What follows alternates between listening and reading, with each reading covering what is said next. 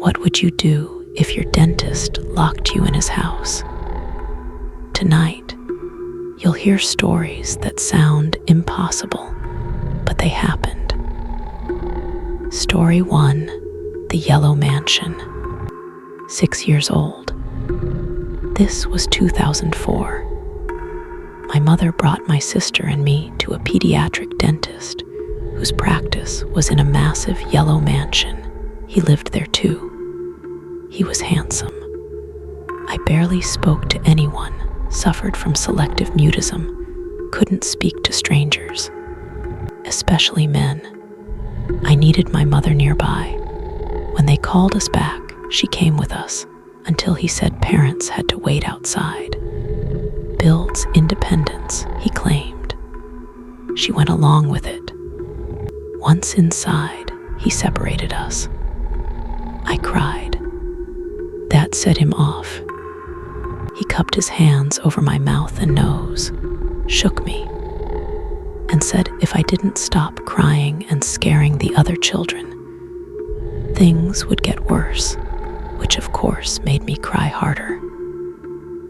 Dr. Daniels lost his patience and dragged me into the house portion of the building, screamed at me again, grabbed my neck, and shoved me.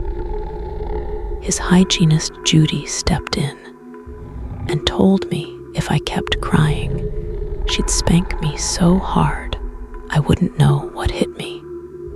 After that, he gave me some kind of juice drink and left me alone in that house for about 5 minutes before they took me back into the dental office. I guess I just instinctively knew that if I wanted to survive, I had to act like I wasn't terrified and hold back the tears. All I wanted was my mother.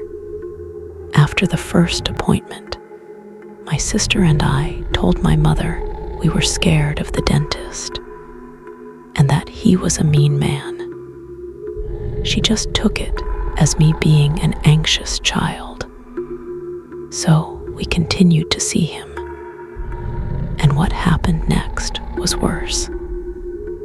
Every time we pulled into the mansion, my heart melted away inside my chest. I felt so scared. It was no longer pretty to look at. Dr. Daniels, or the Tooth Man, as he called himself, always had us get heavy dental work done. Seals on several baby teeth. Plenty of teeth removed. No regard for pain at all. When your mouth had to be open with a retractor, he would leave us there for 45 minutes or more before he came to work on our teeth. Sometimes he would eat his lunch while we sat there with our mouths open. Probably one of the worst pains I had ever felt. I remember one time in 3rd grade, I'd been leaned down in the chair with the retractor on for about an hour. I was in so much pain I couldn't take it. I sat up and tried to scream and cry as loud as I could. Dr. Daniels came rushing over, angry as could be, took my retractors off, and dragged me back into his house, where he screamed at me for being a big baby and scaring all the other kids. I felt so sad with myself because I hadn't cried in so long. He took me back to the dental chair and pinned me down in a straitjacket. He put my retractors back on and said I would have to wait longer because I caused such a scene. All I could do was shed silent tears and drool everywhere, and I couldn't even wipe it because he had locked up my arms. Afterwards, my mouth would become so swollen and filled with rashes it hurt to talk for days. Bruises and swelling every time.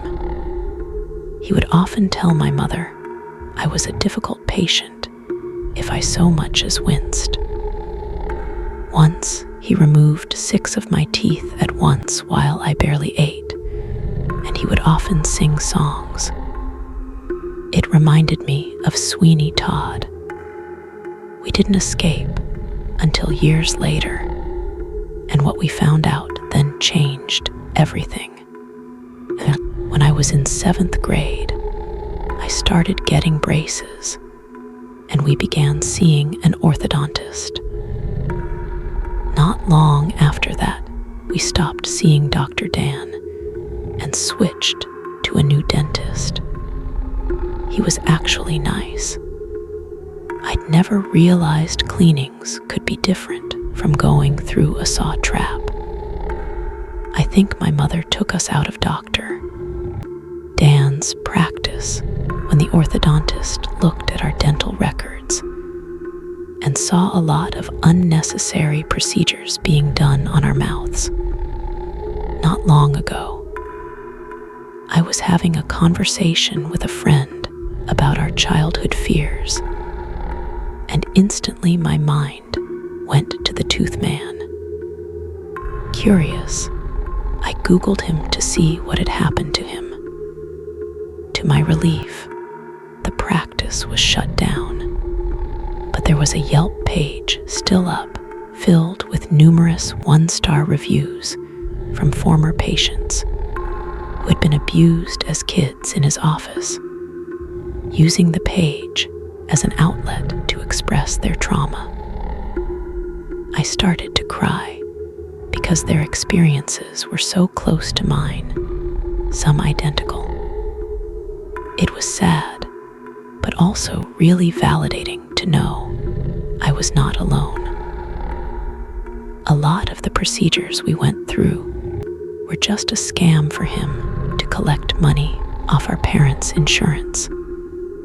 Now, I think about it, he was probably so adamant we not cry or scream for help because he didn't want parents to hear and come see what was going on. I shake thinking about this. I really pray he hasn't opened up another practice somewhere else. I know it's hard not to blame parents in this situation. The truth is this man was a swift abuser.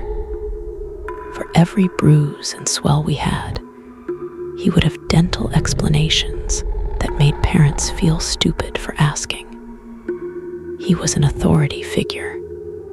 I don't blame my mother for not believing us. She knew he was firm, but probably thought we were confusing firmness with meanness. To be honest, even writing this, the torture was so bad it actually sounds made up.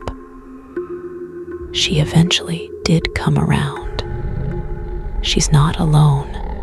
There were hundreds and hundreds of patients duped and deceived by him. Next, the roommates, who were a little too interested. Story 2, the roommates. So this happened over the span of around a year when I was 15 to 16. I'm 20 now, and it only recently had been revealed to me how messed up this situation really was. I was still living at home at the time, but my sister, who is 7 years older than me, had moved out and was living with her now husband, their high school best friend, and some other dude they met via one of those find a roommate sites. He was kind of the reclusive, nerdy type, much preferring to hide in his room, watching Star Trek and playing computer games, than to actually hang out with the roommates.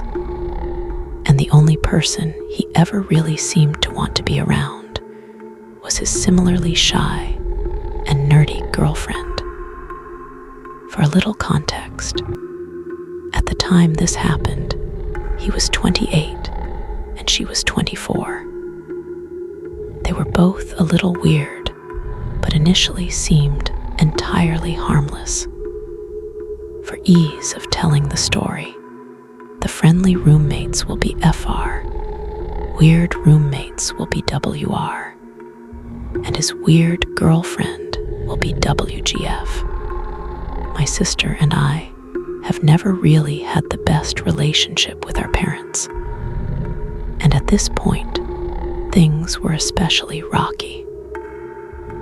Our mother was dating a guy who was, to put it kindly, an abusive, terrible person who seemingly loathed me and would find any excuse to go off at me.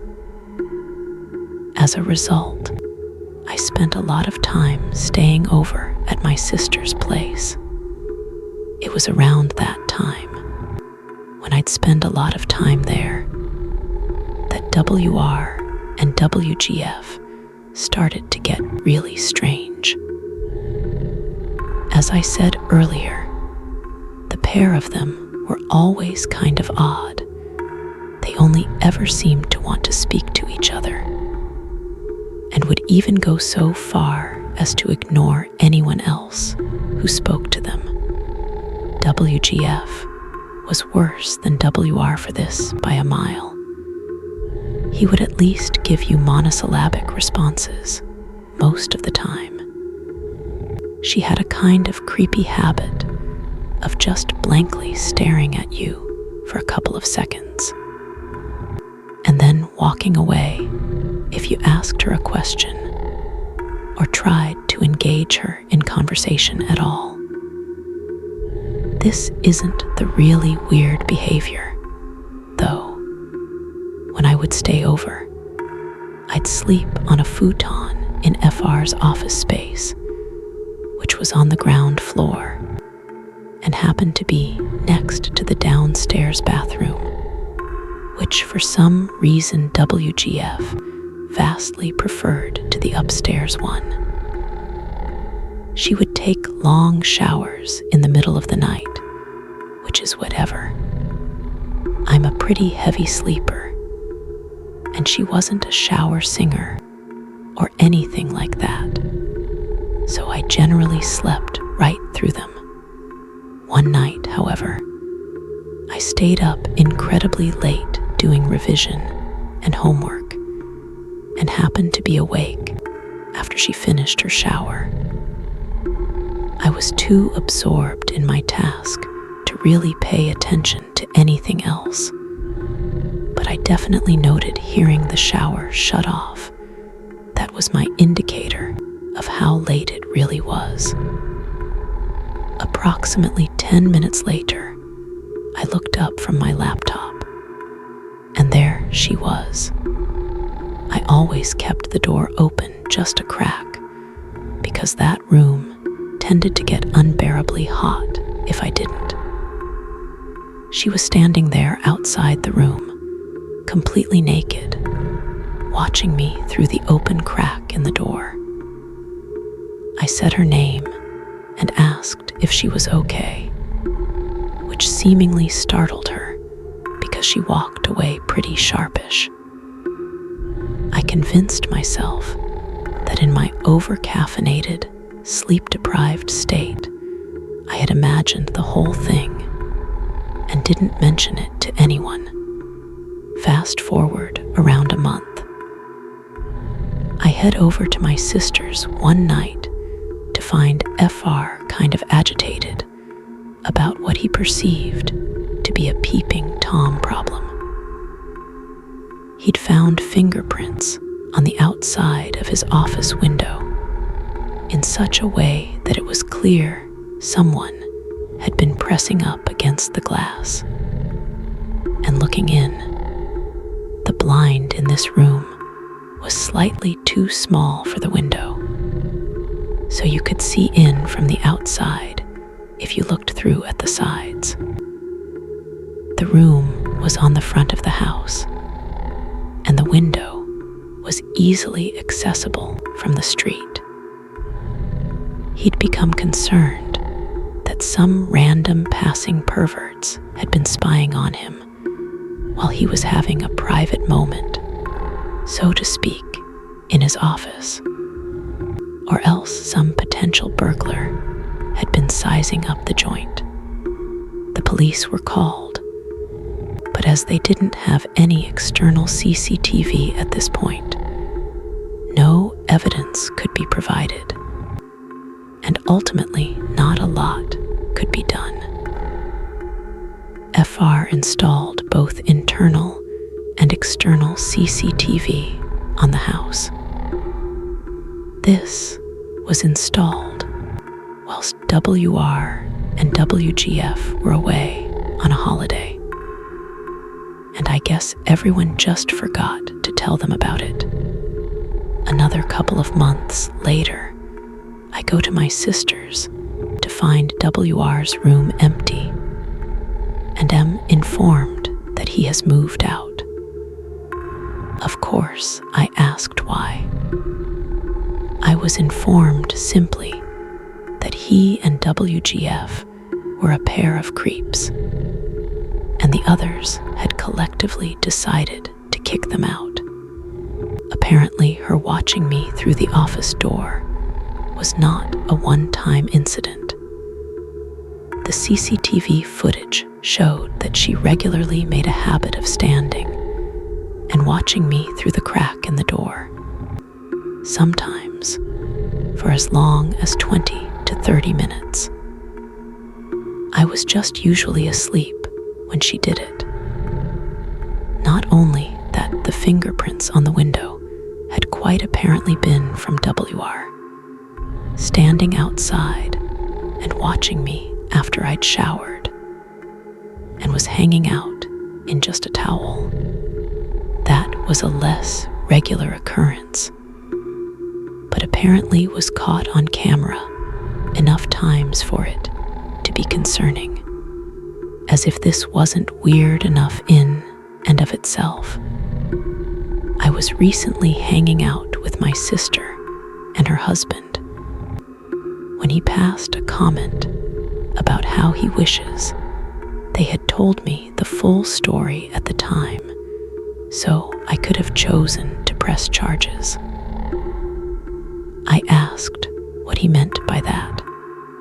He revealed that not only had they both been secretly watching me, the CCTV also showed that they'd messed with food and stuff that I bought, including clips of him licking all of my apples, her spitting in my orange juice, even dumping regular cow's milk in my lactose-free stuff, which explained why I had a period of feeling really sick from nowhere. To top it all off, apparently, when FR barged into their room to confront them about it, he not only found that several shirts I thought I'd misplaced elsewhere had been stolen by the two of them and literally hung up on their wall. She had done several drawings of me sleeping and written a poem called A to Me, whose contents I don't know and don't really want to know. Apparently, FR gave them an ultimatum. You have 2 hours to get out of this house and never contact her or me or any of us again, or I'm calling the police. They took the former option. They've never tried to contact me since, but I feel sick thinking of what they were potentially planning. Next, the guy online who knew when you turned 15. Story 3, the guy online. This happened about a year ago. I'm 16 now. He's going to be 20 in August. We met through the internet. It turned out he lived in a city right next to my village. I was 12 then, and he was 16. We quickly lost contact. After 2 years, I texted him again because my friends edited a photo of him and dared me to send it. He'd seemed nice, We had a lot of shared interests, and talking with him felt pretty natural. I was used to age differences because, for some reason, I never meet people my age, so I didn't mind it. He took the bus to my village a couple of times, and we hit it off pretty well. Even so, I later heard he had a Skype call with one of my online friends and specifically told her how his last girlfriend supposedly ended herself because of him. Because of the horrible things he said to her, my friend felt like he was beginning to crush on her. Maybe because she was nice and all too kind. The other friend voiced her worry over him turning her into his ex. She was understandably grossed out. My friends talked with him about it, and I asked why he had told them, but not me. He said I was too immature to understand. I was upset. I was the person who introduced him to my friend group, and he was now trying to forcefully cut me out of it. My friends had enough and cut him out instead. I didn't. I felt really bad for him. He was an orphan. He'd had issues with alcohol and a lot of trouble with depression. Losing 3 people could have been devastating, so I kept messaging him, maybe out of pity. He turned very, very creepy very fast. Suddenly, he called me darling. I was over the moon because I'd caught feelings. A little puppy crush on someone I knew I could never date, but who gave me hope that maybe, just maybe, I could. He spent more time with me, sent me pictures and videos of him going on about his day. Nothing too unusual, until one time we called while I was busy playing a game on my laptop. I don't remember exactly what was said, but I remember him being very excited that 15 is the legal age in Poland. I was excited too. I don't know why I remember being very, very stiff, even though this was just a harmless phone conversation. The joke was until February, because I turned 15 then, and he was supposed to visit. I felt like I owed him everything just because he had issues with his mental health. He told me that his psychiatrist said she had never met someone so young that has lived through so much, even though our conversation wasn't about depression at all. I felt so bad for him. That's why I never said anything about the things he did that creeped me out or made me feel unsafe, because I was afraid he'd feel worse and do something to himself. He told me that he had tried to end his own life a couple of times. So what if it was I that ended up becoming the reason he tried again? When he visited, I learned he still had feelings for his supposed dead ex-girlfriend. He played a song that was their song. Every word in it described their relationship. We were in my room. He was close to crying, but I had no clue what to do. He put me in this situation, even though he knew I wasn't equipped to deal with it. Once when I was upset, I told him, I don't want to be cheered up. I just didn't. I wanted to be alone. So he sent me tons of text pictures and cheap cheer-up LOLs, things he found in his phone. It was the one time I'd somewhat created a boundary, and he broke it immediately with an oops, sorry, too late message following. I had a school trip in October, and I had a good time from what I remember. But for some reason, I just lost all of my feelings for him then and there. Maybe because for once, I didn't force myself to feel bad for him and constantly check if he was online or wanted to talk, or if something had happened. Maybe because all my friends thought we were going to date. And it was really unnerving that they didn't see anything wrong with it. I cut contact with him later, very slowly. I deleted him off of things he never checks, blocked his number, then blocked him on Facebook. He noticed. I never looked back. Later on, through yet another friend, the only one that kept contact with him, I learned that his ex wasn't dead. Or maybe she was. There were screenshots of him talking with a family member about the funeral. Then screenshots of him talking about moving in with a girl 2 years older than he is, who's the love of his life, who had the same name as his ex. They sent a picture that was supposedly to prove that he was in a psych ward. But even my friend refused to believe him. I didn't even know what he was lying about in the end, or if he was even lying at all. The next school year, I'll be going to school in the city he lives in. I know he's still out there. Next, the guy at the bar with a knife. Story 4, the bar.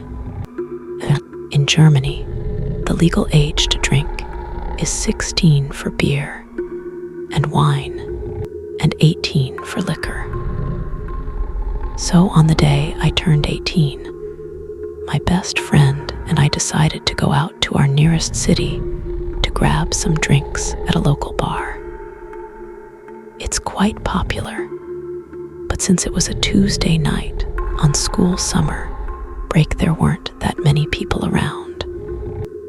So we just enjoyed spending time together, sipping on some margaritas. All of a sudden, the waitress, who I actually kind of knew because she'd previously graduated from a school I went to, comes up to us, saying 2 men wanted to buy us a drink, pointing at a table on the other end of the outdoor section. It was around 10:00 p.m., even though it was midsummer. Darkness had already fallen. We couldn't really make out their faces. At first, we figured whatever, why not, and went over to thank them.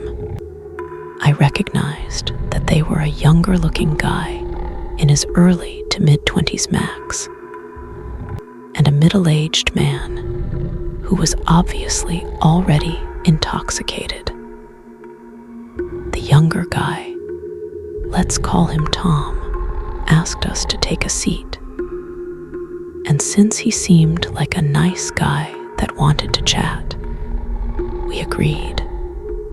So as we were talking, getting to know each other a little bit, I noticed the older guy intensely staring at me like he didn't even blink. I looked at him as I noticed him, and it was then that he said, "Oh, you're so beautiful. Do you even know how beautiful you are?" I told him I had just turned 18, laughed it off, clearly uncomfortable, and thanked him for the compliment, since I knew he was clearly drunk, and tried to change the subject. As we were talking about life in general, Tom tells us that the older guy is actually his neighbor, who was currently going through a divorce. And so he wanted to distract him with night out. We thought it was sweet of him to help this guy going through a hard time. Then he mentions his neighbor is an architect, encouraging him to maybe talk about his interesting profession rather than creeping on a freshly 18-year-old. Because at this point, he is constantly interrupting our conversations to tell me kind of inappropriate things, like how sexy and special he thought I was.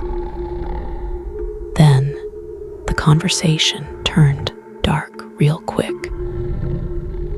The guy started to talk about how he doesn't seem to have any sense of life anymore, and that he wanted to end his own life.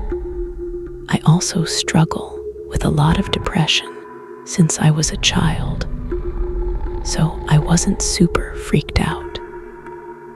It was more like feeling sad for the guy, and I tried to calm him a little bit while texting my best friend, who was just seated next to me, about how we could maybe get out of that situation. But then he said, "I can't, I just want to end it. I have a knife on me right now. I'm gonna do it right now," threatening his life, kind of begging us to tell him a reason not to end his own life right in front of us. Tom, at this point, just started to apologize to calm him down. It didn't really work. I mean, I felt sad for the guy, but we had just met him maybe an hour and a half ago.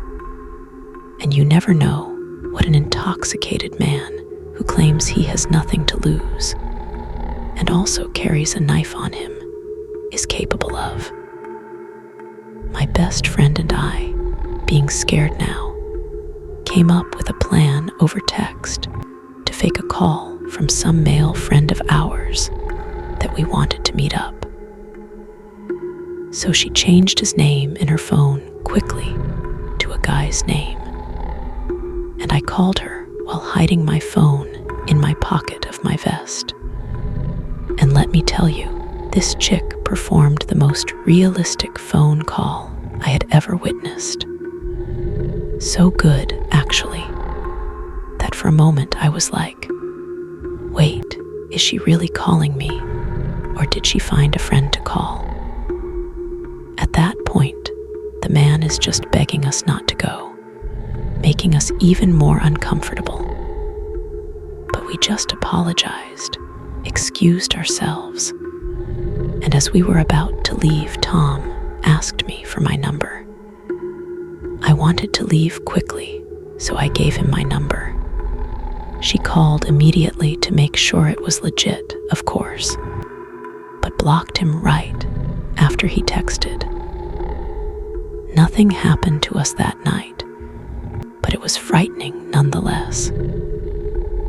If you ever read this, Tom, I'm sorry. You really seem like a sweet dude. But this night was just not it, Chief. We still joke about how quickly it went from 0 to 100. Stay safe. You never know what people are capable of. Next, the classmate who locked the bathroom door. Story 5, Kevin Asterisk. This is a story with a happy ending, I promise. It's a recount of some unsettling events I went through during my college years, and the most amazing example of the bro sixth sense I have ever witnessed. So, without further ado, meet Kevin. Kevin was a colleague of mine and was in the same group as me, which meant we had maybe 5 to 6 subjects per year together. Kevin was odd. Not that there was something wrong with him physically. He was adorable, a bit nerdy, a bit on the shorter, scrawny side, with blonde hair, big blue eyes, and like 3 fluffy hairs on his chin instead of facial hair. If I needed to compare him to something, I'd say he looked like a cute, soft baby chicken. If baby chickens were mentally inclined to grow into serial killers. More on that later. At first, I didn't really notice him. There were a lot of people in my class. Everything was new. And I personally did not know anyone except for a guy named Harper, whom I knew from my sports days. We often competed against each other, exchanged colorful insults on the track, and then went to get drinks together. Harper will be important later on, so as I've said, I only knew Harper there, and there were only 6 other girls in my class, as I attended classes that held little interest among the female college population during that time. I made friends and got really chummy with 3 more geeky guys, Zachary, whom I even casually dated for a short time, Steve. We realized our mothers went to college together, instant friendship, and Rick, with whom I shared many interests. So to count down important guys so far, Harper, Zachary, Steve, and Rick. These are important. These would later become my personal army. And then there was Kevin. Kevin, whom I made the mistake of asking if he had any notes from the first half of a lecture I missed because I overslept. Kevin's speaking apparently translated into, "I have interest in you." Oh, magnificent Kevin. Nothing would make me happier than knowing I have caught your eye. So please make sure I am never left without your presence again, for I cannot bear it. I borrowed his notes, partially copied them, and returned his notebook. What I didn't see was that Kevin then sniffed the notebook when I had my back turned. Zachary noticed at first and snort-laughed about it later, because my first reaction when he told me was to sniff myself and see if I stank or something. I was young and naive then, so the sniffing was less, what's wrong with him, and more, what's wrong with me. And that's where it all went downhill. For the next few weeks, Kevin would always be there, never talking to anyone, precisely just kind of staring at me. When we were in class, when we had breaks and went for coffee to the shop outside. And then he started showing up for classes we did not attend together. Instead, he simply arrived too early for his later classes. He never participated, just sat there in the back. Kevin had a sort of aura about him, like he didn't have to look at the door to know when I entered the room. You just felt his eyes on the back of your head and kind of wished for a shower. I didn't worry too much until one day. I went to the women's bathroom during a break. I did my business, went to the front section to wash my hands, and in came Kevin. I was alone. Kevin turned, closed the door behind him, and locked it. Needless to say, I was confused and unsure of what to do. So I just stared at him and asked him if he needed something. "Hi," he said, and then proceeded with "How are you?" like he hadn't just locked himself in the women's bathroom with me for no fathomable reason. I realized something was very, very wrong and attempted not to panic. managing to keep a nonchalant expression and turn towards the mirror so I could still see him and pretend to fix my makeup. "It's fine," I said, and spoke no more. I could see Kevin fidgeting, playing with the key nervously, and after a long and uncomfortable silence, an eternity really, I heard loud banging from the other side of the door. It was Harper and Steve. Harper yelling something like, "Kevin, get your scrawny butt out here and open the door. I swear to God." In the next 10 seconds, the door ain't gonna be the only thing I'm breaking. I could hear Steve behind him sounding a bit panicked, telling him to move since he'd managed to get the spare key. Kevin paled and stepped away, the key he had falling somewhere to the floor. Steve and Harper unlocked the door, and Harper jumped on Kevin like a primate and knocked him to the floor, while Steve and Rick, who were there as well, got inside and all but dragged me out of the bathroom area. None of them wanted to tell me what or why, or how any of that happened. But I pushed at the weakest link, Rick, when we were alone, and found out that a whole hour prior to all of that, Rick had overheard Kevin asking one of the on-campus students, the guys who got some extra cash if they helped with paperwork, fixing and cleaning the campus, for the ladies' bathroom key, and paying him for it. Rick didn't know why Kevin would need that key, but knew that Kevin was a weirdo, so he figured it couldn't be good. Later on, Steve was looking for me and asked Rick if he had seen me, and stuff kind of clicked for Rick. They asked around, and people told them they saw me go to the bathroom, and I didn't come out yet. Others confirmed they saw Kevin going there too, and joked that there must have been a make-out session going on inside. Steve immediately connected the dots.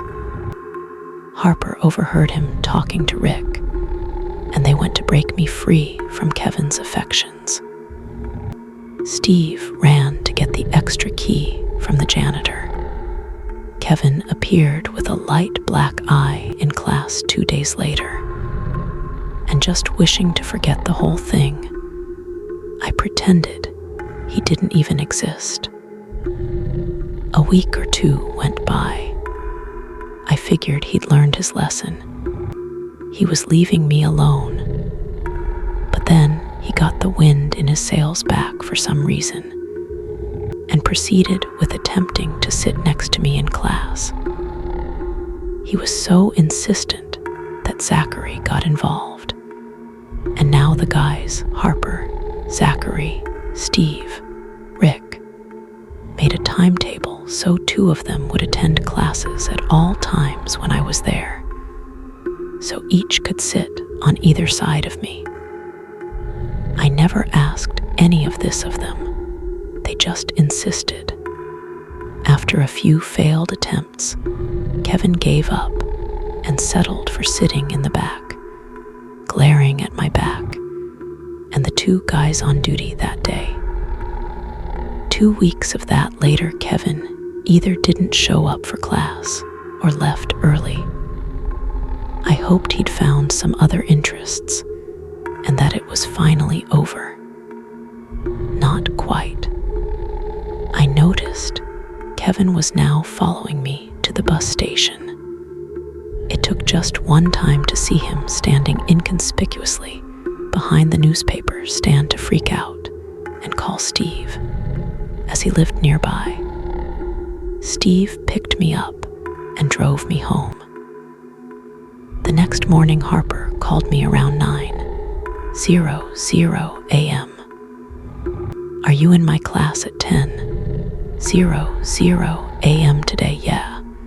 Well, pack your stuff and wait for me at the end of your street. Kevin is waiting for you at the bus. Steve just called me. This went on for some 5 days, as the guys extended their bro services to now accompanying me literally at all times, before, during, and after class. Just to point out yet again, I am eternally grateful for it. These 4 dude bros of mine were like the 4 horsemen of the apocalypse, all business and vengeance. And it was amazing. They have probably saved me from a lot more problems with cute Kevin. That day, Kevin showed up to class looking somewhat roughed up, but now stared at me with so much hate I could hardly handle it. Finally, after some advice from Harper and Rick, I decided to bring this stuff to college authorities. The department immediately transferred Kevin to a completely different group, so our classes never overlapped again. I stopped running into Kevin all the time and reached my final year in college. By now, Zachary and Steve had moved away. Harper finished early and no longer attended classes, so it was only me and Rick now. But it was okay, since Kevin was no longer there. I wish this was the end of it. Rick and I finished college, graduated, and decided to celebrate by visiting a medieval fair in Rick's hometown that summer. We agreed to get some drinks for old time's sake. Well, we had a great time as we toured the fair a bit, and suddenly Rick, the sweet, polite Rick, goes, "No way if that ain't Kevin." It was Kevin. Cute Kevin is there, staring at us, then turns on his heels and leaves. We saw him a few more times. I started to panic, thinking he's following me again. So Rick was already dialing a few of his friends to come over.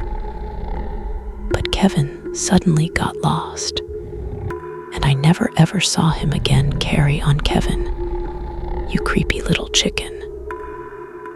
Hope you learned to function in society by now. Next, the man in the yard who wasn't the landscaper. Story 6, the man in the yard. So this happened to me on Thursday, April 25th, and I still can't shake off how terrifying and strange it was.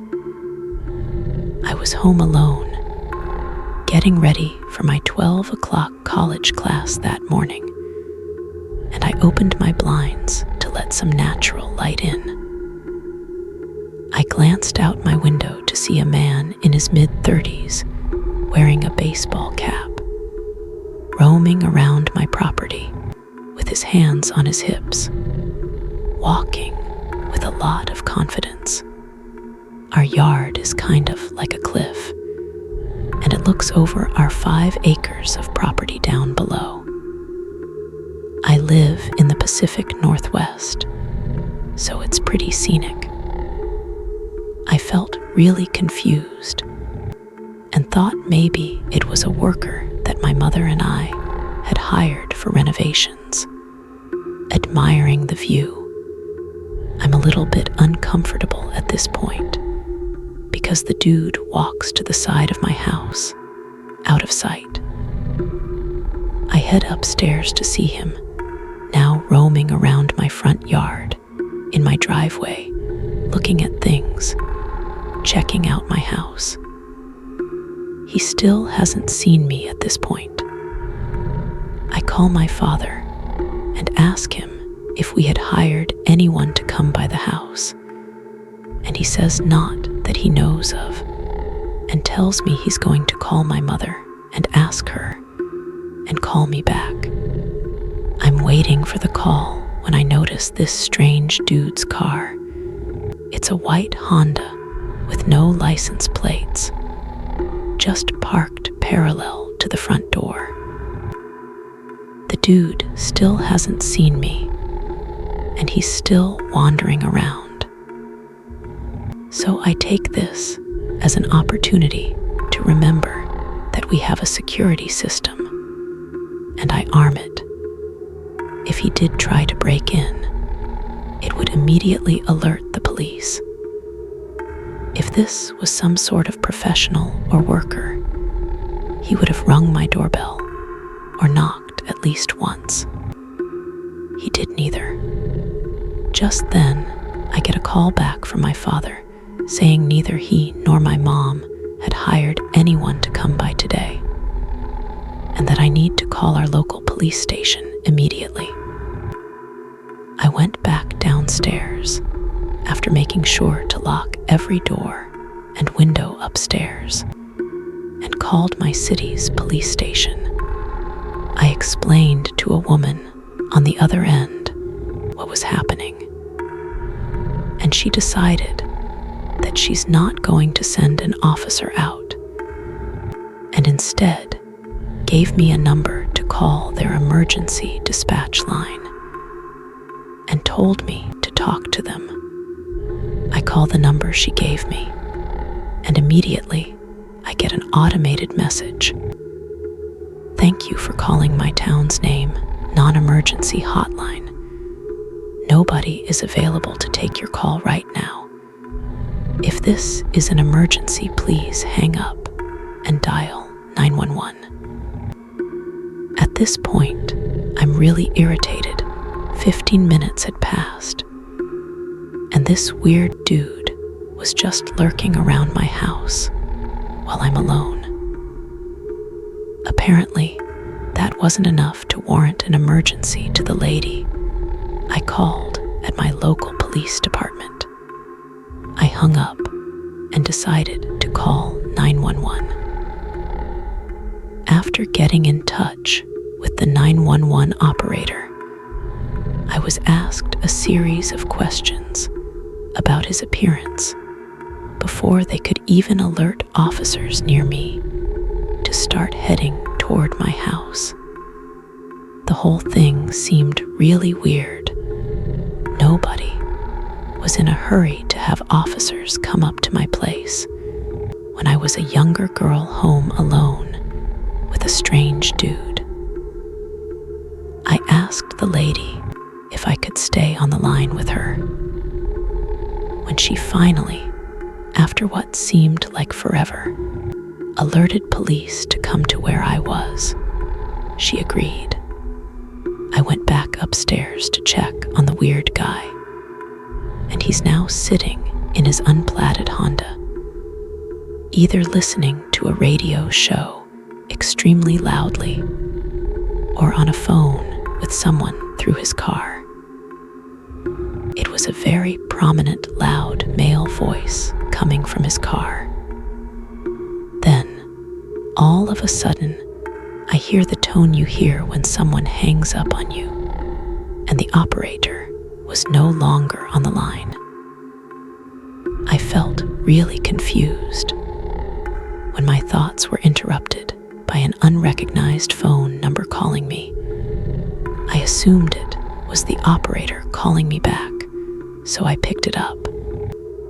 Instead, I was greeted by really creepy heavy breathing. I'm not sure who it was, but it freaked me out. I hung up immediately and dialed back 911. I'd been pretty calm up to this point, but that phone call put me in panic mode. I got on the phone with another operator who already knew my situation and address before I could even explain it to her. She said the cops were on their way. 20 minutes had passed at this point. The dude was still here in his car, and the cops weren't. Keep in mind, I live in a rather small town, So there is no reason why it took the cops as long as it did to come. Finally, this dude is leaving my driveway right as the cops pull in, and they stop him and ask him a few questions. A cop then comes to my door and hands me a sketchy-looking flyer, saying it was just a landscaper. He said he had an appointment. I felt really relieved and irritated that it was just a dude my mother had hired until I realized it wasn't. I called my mother back and said the cop said it was just a landscaper that you hired and that he had an appointment. My mother replied, "I can assure you that we never hired a landscaper. We don't even need one." This happened a few years ago, and honestly is the reason I'm so much more cautious when I'm out and about nowadays. As in, keys between my fingers past 6:00 p.m. If one of these hit close to home, comment the number, and I'll read the best replies. Hit subscribe for more stories like these. What's next will make you lock your doors. Next, the stranger on the bus who wouldn't let go of your hand. Story 7, the stranger on the bus. When I'm alone, I keep spray deodorant in my bag if I can fit it in, as well as occasionally carrying a craft knife in my bag too. I'd had a job interview in the city center and had met with a couple girlfriends afterwards. I was dressed quite nicely, white blouse, black cardigan, black trousers, not jeans, and some cute kitten heels. It had been raining, and so I was quite damp. In black, you can fill in the blanks. I looked like the result of a wet t-shirt contest at a car wash gone wrong. My friends had to go home, so I hopped on the bus that stopped essentially right outside my house.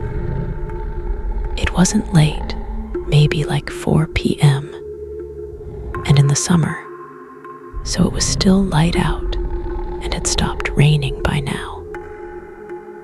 I took a seat at the back of the bus, where you usually have 9 seats, 4 facing backwards, 5 facing forwards, so the heat from the engine of the old bus could warm me up a little.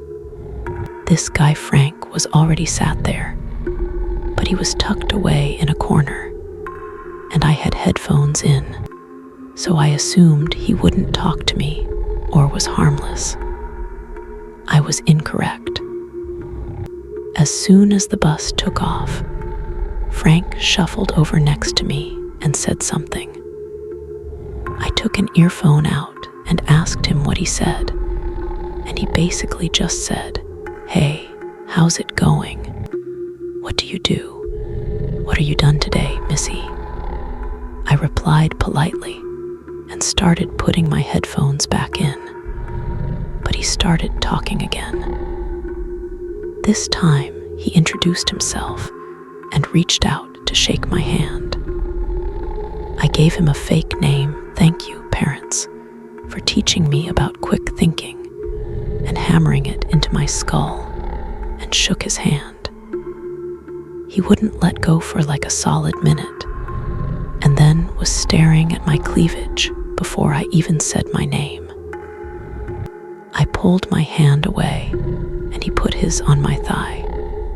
This is where I should have got the bus driver involved, or at least moved seats. Guess what? I did neither of those things. We talked for about 5+ more minutes. I think the physical touch sort of sent me into minor shock, to be honest. I just froze. He started asking me personal questions after asking how the interview went, such as who I live with. Would anyone be home when I got home, etc. I lied and told him my stupid girlfriend would be waiting for me as she cooked dinner for me. I was hella single, but he didn't need to know that. As all creepy old men on buses do, he started asking about our relationship, how long we had been together, would we get married, did we want kids, would we need a donor, your usual nonsense, really. While he was asking all this stuff, a young guy, Sam, who was maybe my age at the time, had gotten on the bus, made eye contact with me, and sort of half smiled, and went back to the top deck. So after Frank asked the somehow line-crossing question of, would your girlfriend be waiting for you in the shower? I stood up and told him I'd recognized a friend, and to go upstairs, and practically ran up the stairs to the top deck, where I explained everything to Sam. He let me sit by him in case Frank came upstairs after me. The question was line crossing for me. I think because of the way he stared at me when he said it. I was vividly remembering him licking his lips and clearing his throat and everything. It was vile. I got home about 5 minutes after going upstairs.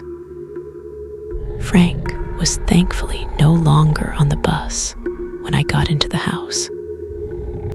Nobody was home. My parents and sister were all out elsewhere, and I tried calling them all, but nobody answered. So I cried and shook and threw up alone for almost 2 hours. I was a shaky mess even when they got home, and had nightmares for weeks, and saw him everywhere. I'd look, although when I checked, he definitely wasn't there. Never saw him again, and I reported it to the bus company, I think telling them the day and rough time I was on the bus, where I sat, and roughly what he looked like, and what I look like. I honestly get the creeps just writing about this, even though I've written about it briefly in an Ask Reddit comment in the past.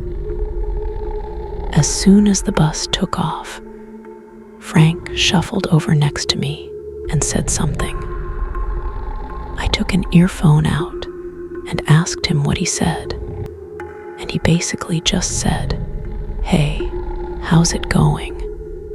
What do you do? What are you done today, Missy?"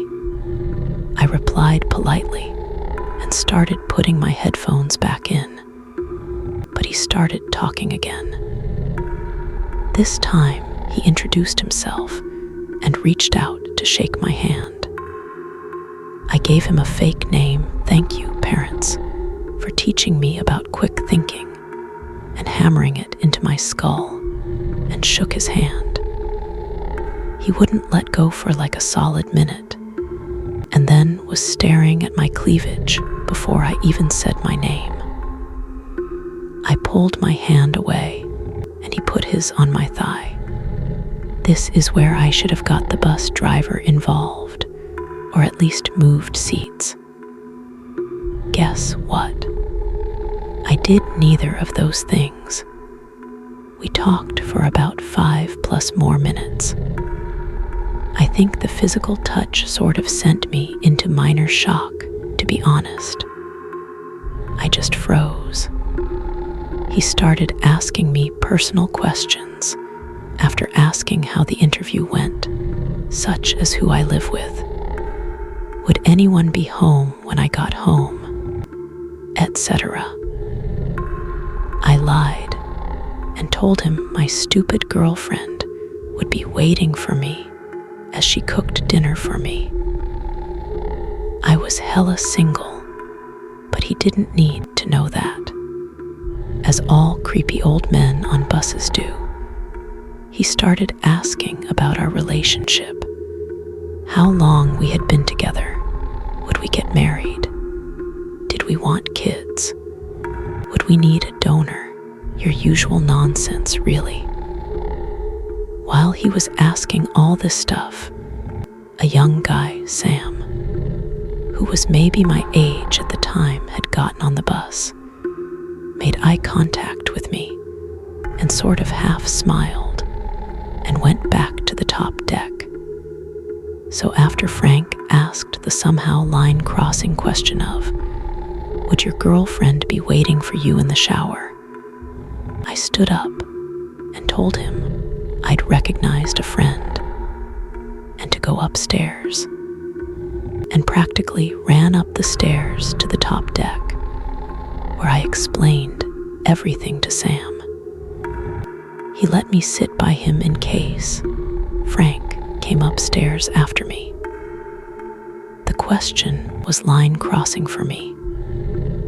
I think because of the way he stared at me when he said it. I was vividly remembering him licking his lips and clearing his throat and everything. It was vile. I got home about 5 minutes after going upstairs. Frank was thankfully no longer on the bus when I got into the house. Nobody was home. My parents and sister were all out elsewhere, and I tried calling them all, but nobody answered. So I cried and shook and threw up alone for almost 2 hours. I was a shaky mess even when they got home, and had nightmares for weeks and saw him everywhere. I'd look, although when I checked, he definitely wasn't there. Never saw him again. And I reported it to the bus company, I think telling them the day and rough time I was on the bus, where I sat, and roughly what he looked like and what I look like. I honestly get the creeps just writing about this, even though I've written about it briefly in an Ask Reddit comment in the past. Next, the minivan that led to the man in the pantry. Story 8, the minivan and the pantry. This happened when I was around 10. I live in a relatively small country, and it only took a couple of hours' drive to get from my house to my aunt's in another county. This story starts off with me and my mother driving home from my aunt's. We were driving on a country road when this battered-looking minivan started driving in front of us at a roundabout. We were the only 2 cars on the road. There were gardening tools and a tarp in the back window. It was clear the driver was either drunk or a complete idiot. They were repeatedly swerving out of their lane like they were in a video game, like protagonists of some sort. It was a hot day, so both of our cars had the windows down, so we could hear what sounded like a sermon blasting from the radio.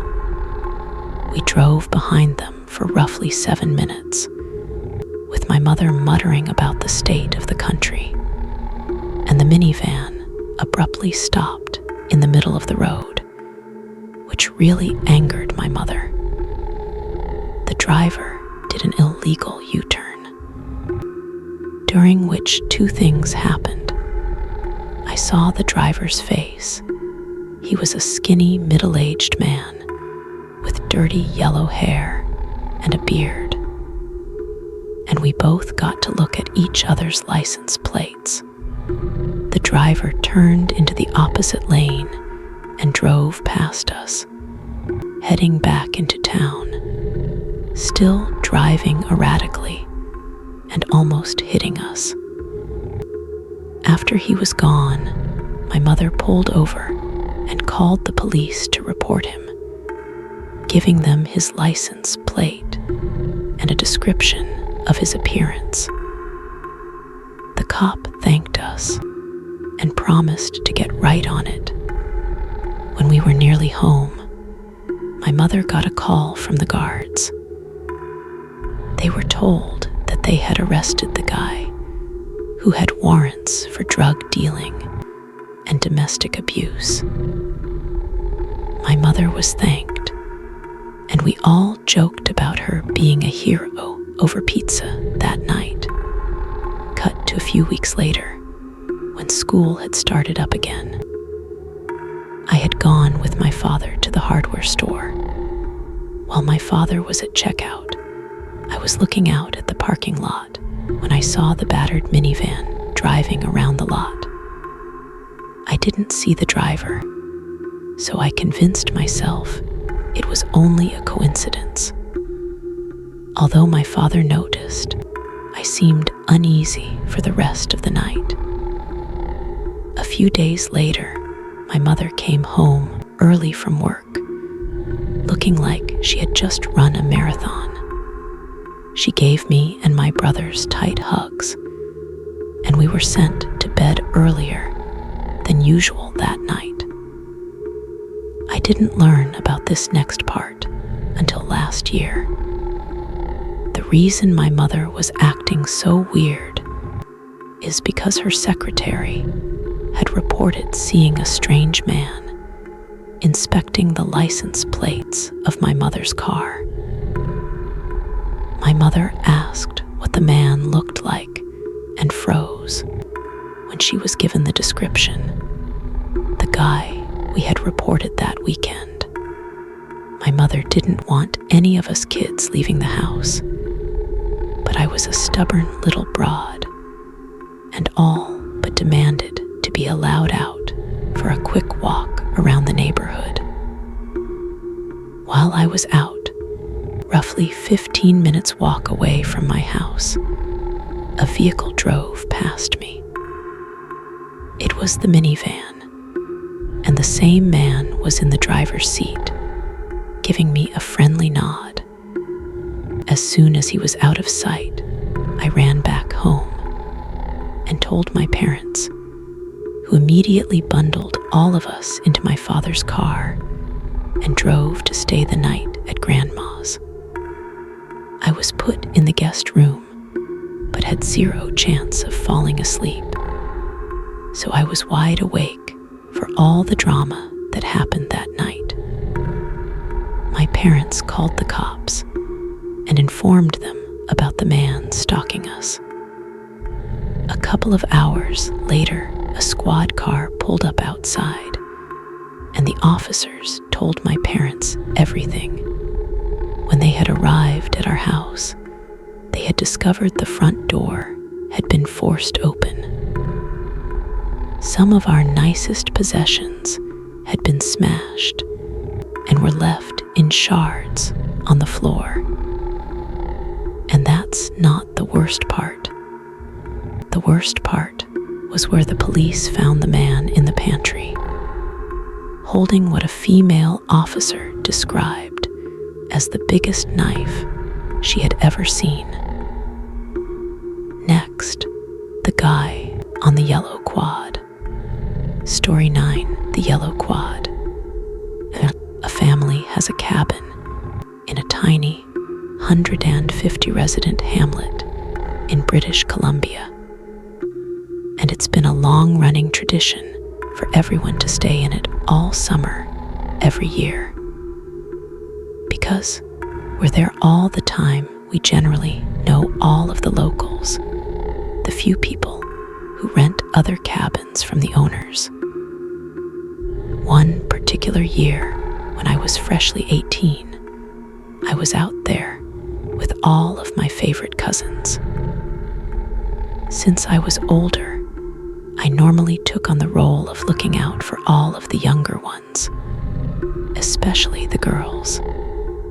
After a late breakfast, we headed down to the beach, which was unusually crowded since the hamlet was currently celebrating its town days. so there were hundreds of people from neighboring towns flocking in to party.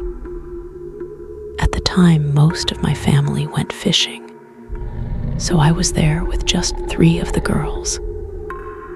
Brooke was second oldest to me, being 12, then Emma 11, and Rhea 8. We sunbathed for a bit, made sand castles, and finally headed into the water to cool off. I'm kind of a wimp, so I took my sweet time getting into the water after them. I was about up to my butt when a guy walked up and started talking to me. He introduced himself as Shane and said he loved my tattoos and wanted to say something while we were on the beach, but couldn't build the courage up until now. I thanked him and we made small talk, and I found out he was only a couple of years older than me, and that his family also had a cabin in town that they visit every summer. Strange. I'd spent the last 18 years of my life spending all 2.5 months of summer here, and I definitely didn't recognize him. I brushed it off. Maybe I had seen him, and he just hit a crazy face-altering growth spurt that some of my own cousins had gone through. We continued talking, and I couldn't help but notice that I got a really off vibe from him. Eventually, my cousins waded over to see what was going on, and he introduced himself. All 5 of us ended up spending a couple of hours just hanging out on the dock, chatting or playing dock wars, where everyone would fight to push each other off.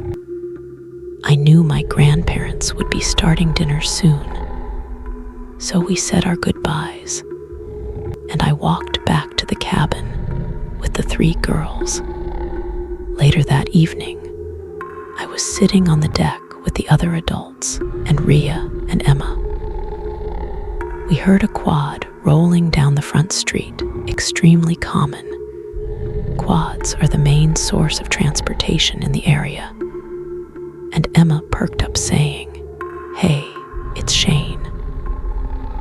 I glanced up and noticed he slowed his yellow quad to a crawl when he passed the front gate, then sped off again. I asked if she was sure it was him, and she insisted it was. I immediately felt the iffy feeling I had about him intensify, because we never told or showed him which cabin was ours. So that meant there were 2 explanations, both equally unsettling. 1, he would have had to have followed us back from the beach, which I know was entirely out of his way home since he told me where his cabin was. And 2, he could have been cruising around trying to spot me and spot which one we were in. Regardless, mission accomplished, he now knew. The next day, the same 3 cousins wanted to hike to the rope swing, which was 3 miles down the Trans-Canada Trail that ran directly behind the cabin. I, of course, volunteered to take them. It sounded fun. We exited into the trail through the backyard, and just as we were reaching the old trestle bridge, now just a rickety old footbridge, we see a yellow quad coming towards us. We moved out of the way, and he stops in front of us, and I see it's Shane again. The typical "hey, how you doin" happened, and before I could stop her, Rhea tells him we're going to the rope swing. I didn't want him to tag along after he went out of his way to find our cabin last night. Thankfully, he said he was heading into the bigger town just now, so we parted ways quickly. 20 minutes later, we're nearing the halfway mark of our journey when, for probably the 30th time that day, we heard a quad coming up behind to pass us. So we move over. As soon as he passes, I see it's Shane on his yellow quad. Awesome. Yes, he decided to join us after all. I'm not confrontational, so I smile and wave to be polite, and he responds by intentionally spinning his tires to spray us with loose gravel and dirt, and then speeds off. What an idiot. My bad feeling about him shot way up, so we turned around and decided to just go to the beach instead. At this point, Brooke told me she didn't like him, and he gave her the creeps, while Rhea and Emma chimed in with, "Yeah, he's weird." I'm glad they already knew to listen to their instincts as well. The next few days were uneventful. We only saw Shane in passing on his quad, but I no longer waved at him after he pulled his little gravel stunt. The three girls would always alert me, and each other if they saw him, which I was thankful for, because he started acting a little hostile when he passed us. He would slow down and crawl past us close enough to almost run over my feet, then speed off while giving us, or just me, the finger. Keep in mind, I was never rude to him. Everything seemed cool when we hung out the one time, and I kept my nicest face on despite being uneasy about his presence. Yet he seemingly had some vendetta against me. Maybe I accidentally let on that I didn't want him to join us at the rope swing. I'll never know. About a week later, I was sitting on the deck reading when a group of the kids wanted to go to the general store for candy. I opted out this time. My book was getting really good. So my uncle took all 7 of them to get the snacks, and I jokingly said to watch out for yellow quads. 15 minutes later, I hear kids yelling with the distinct voice of my uncle, and they run up to the driveway saying, "Shane's trying to run us over." What? I asked what had happened, and my uncle tells me that while they were leaving the general store, Shane had spotted the familiar kids and apparently made a beeline for all of them, speeding up. My uncle stood between the quad and the group, and Shane had turned away at the last second, missing them by inches. Immediately, all of the adults were in a rage, asking who this guy was and why he had done that. The 4 of us gave the lowdown on him, and they told us to avoid him. Obviously, we discussed reporting it, since it was bordering on violence, but we decided not to for a couple of reasons. 1, other than his first name, I had absolutely 0 information on him. And 2, in a small hamlet 1 hour away from the nearest town with emergency services, cops were very few and far between. My grandpa said it was unlikely that they'd even consider it worth their time, so we dropped it. The rest of the trip was great, and no one saw Shane again for the remaining days. I thought the weirdness was over, but unfortunately, I was wrong. Because of circumstances out of my control, I wasn't able to go back to the cabin next year. The following September, we had a big family dinner, which was the first time I got to see some of my cousins in a year. Partway through the night, Emma and Brooke run up to me and say they saw Shane a lot again that summer. My stomach dropped, and I asked them if he kept up his usual antics. Unfortunately, he had, since I wasn't there. I guess he switched his main focus to Brooke. Thankfully, they were smart girls, so they kept avoiding him, even going on missions, as they called it, communicating via walkie-talkies to make sure he wasn't around whenever they went anywhere.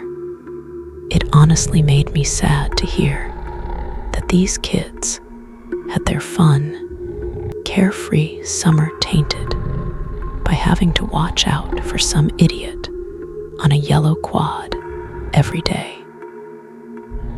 I could hardly believe he was still bothering them. They said they had a couple more close calls of him speeding towards them, but he never got more than a foot away before turning back around. I asked their parents if it was true, and they were as uneasy as me, saying he would prowl back and forth in front of the cabin in the evenings to the point where they had to yell at him to buzz off. I've been back for the summer getaways off, and on since then, but I haven't had any more encounters with Shane. I haven't even seen the familiar yellow quad, which makes me think that he hasn't been back at all. Brooke, Emma, and Rhea continued to make little jokes here and there like, "Don't let Shane get you," when people leave the cabin.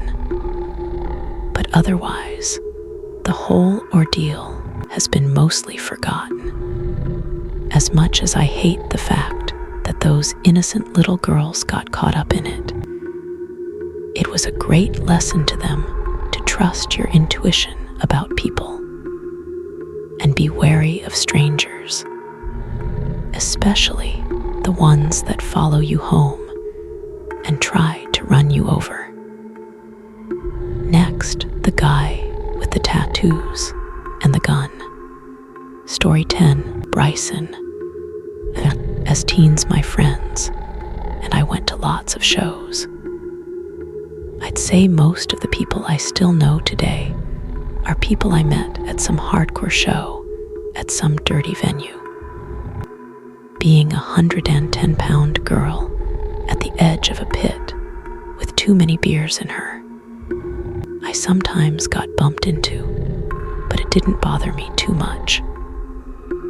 So one night, this absolute beast of a man comes and stands in front of me and fences off all of the drunk punks and makes sure that no one bumps into me or my best friend Joyce. How sweet of him.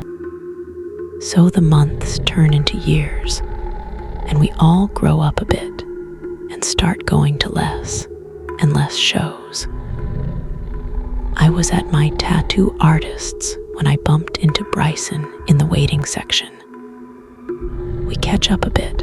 I find out that he works close to where I live. We have a massive chat. He asks about Joyce. Yes, if we're still inseparable, and if she still works at the same place. He's super sincere and kind, and he's well known in our scene. So when he asked for my number, I didn't have an issue giving it to him. After that, we're texting often, but not often enough to make it a thing. Every time I was on tour in my country a few weeks later, and it was during the rainy season of the year. Joyce and I obviously had the time of our lives. Bryson was there, and we had shots with him. If I'm going to tell tell you how I lost one of my shoes in the mud, I'd be lying, because I honestly have no idea how it happened. I just woke up with one sneaker and didn't think too much of it. They were old anyway. This is where things started getting weird. Now I'm at my part-time job when one of the guys from the van store rocks up to my shop. He has 2 pairs of Vans in my size and says for me to pick one. I try to explain to him that I don't have any money for shoes right now, but thanks. He then says, "Don't worry. The guy with the tattoos paid for them already. You can have either one of these pairs." And the guy with the tattoos, that could be anyone, I thought. The only tattooed guy I could think of that would buy me new sneakers is probably my ex. But he lives in a different country now, so it's virtually impossible. I asked the van's employee if he has a name for me, but he says no. So I pick a pair and decide I'll try and figure out who got them for me when I'm on my break. Just as I'm about to finish work, Bryson meets me at my shop. And the guy with the tattoos, I asked him, and he says it was him that bought the shoes. I say thanks and offer to repay him, but he says he would just like to take me for dinner. I politely declined, so he offers to give me a ride home. Weeks and months pass, a random text from Bryson here and there, nothing much. I got a boyfriend. We broke up a year later. I moved out of town and back again. By now, I'm an adult and a woman. I run into Bryson at his show, and we have a massive catch-up. He seems happy. He's doing well in life. He asked if I still have the same number. He asked about Joyce, and if we're still inseparable. I say yes to everything. At this stage, I'm working at a shop in a strip mall. As per what I guess became a little tradition, a package from Vans arrives at my shop. They're addressed to me my size, not really my style. I message Bryson, and he says it's a gift, and he'd still like that dinner again. I offer to repay him and kindly decline the dinner date.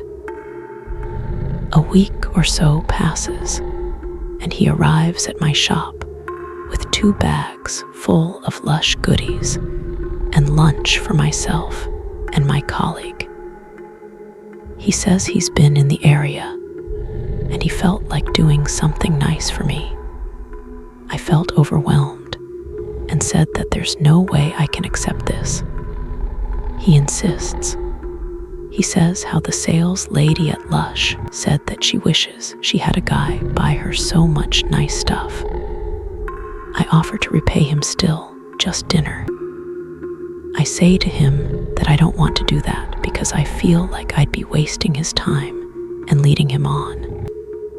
He says that he would never think that I was messing with him because he loves me. Loves me. Okay, that escalated fast. I was without words when he left. I sent him a text asking him to never buy me gifts again. He didn't reply. Fast forward about a month. I'm having a housewarming Halloween party at my apartment. I'm dressed as Mia Wallace and Joyce's Beetlejuice, and we're busy getting ready.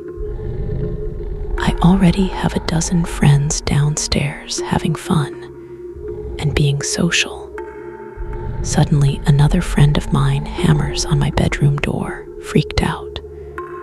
There's a guy with a gun downstairs asking for you. What? A guy with a gun?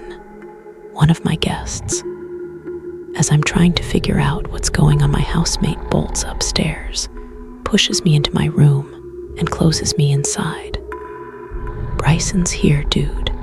He has a gun. Joyce is hyperventilating. I gave him your address. He said you invited him to your party, but you never sent him the link to your place. I'm sorry, I had no clue." Oh my God. I'm freaking out and screaming at my friends to just call the police. Eventually, my friend managed to talk him into putting his gun away, saying that if he doesn't, we'll call the police, and he doesn't want Bryson to get into trouble. I watched my friend lead Bryson outside back to his car. My last memory of Bryson is him crying loudly, pacing up and down in front of my apartment block, repeatedly hitting himself on the head with his gun. I blocked him from any way of possibly contacting me, and I haven't bumped into him since. I'm not sure if he's in town anymore. Apparently, he found a job about 3 hours from here. I ended up moving somewhere else, but I still work at the same place. And I hope he's figured out that you can't buy someone's affection nor scare it into them. Next, the attack by the lake. Story 11, the path by the lake. I'm a 20-year-old female, and this happened to me about a month ago. One night, I was at an old school friends of mine with some other people I hadn't seen in quite a while. To be honest, I was feeling good and much better than I had in a long time. A couple of days later, my best friend and 2 male friends, and I, only one of whom I actually knew, were going to go on a trip to Morocco. So the guy I knew well was also at that little party. And after everyone had only been drinking beer and the wine was empty, he and I decided we wanted more wine. A few of us headed to a girl's who only lived a few blocks away to get some more. When we got back, the guy and I downed pretty much 1 bottle on our own. I must note here that I hadn't had a drink for about half a year before that, so it definitely had somewhat of an effect on me. Soon after that, everyone decided they wanted to go home. I didn't realize what time it was. One of the other guys and I could ride our bikes together for a while before he had to go straight ahead where I needed to go to the left. He asked me if I was okay going on my own, and I laughed and assured him yes. We separated, and I had turned on some music to listen to over headphones. I took my usual route along smaller streets before taking a path along a lake. I always took this path home whenever I'd been out. Along the lake is this creepy statue of a boy holding a fish in his hands, which has always given me this weird feeling. But tonight, it was way more intense. The feeling didn't leave, but I quickly brushed it off for being somewhat drunk for the first time in a while, and returned to the happy thoughts I had about the nice evening and the upcoming trip. Because of previous encounters and some things that have happened to me in the past, I am actually scared very easily when alone, and not this stupid and naive. If I hadn't been a little drunk and so distracted by my thoughts, I would have acted differently, probably not have gone along the lake at night, which I only did when I was drunk. Thinking back now, I am thankful this happened on a night I wasn't wasted to the point I could barely talk, which was not a rare occurrence in my teens. As I was about to turn right, going away from the lake, I noticed a young-looking man sitting on the bench before the path separates. He had what seemed like a longboard beside him on the ground, and I immediately thought he was rolling a joint the way he was positioned and staring at his hands. He was wearing a hood over his head, but I couldn't make out a pair of glasses as they reflected the light of my bicycle as I passed him. I immediately had the feeling that something was wrong with him.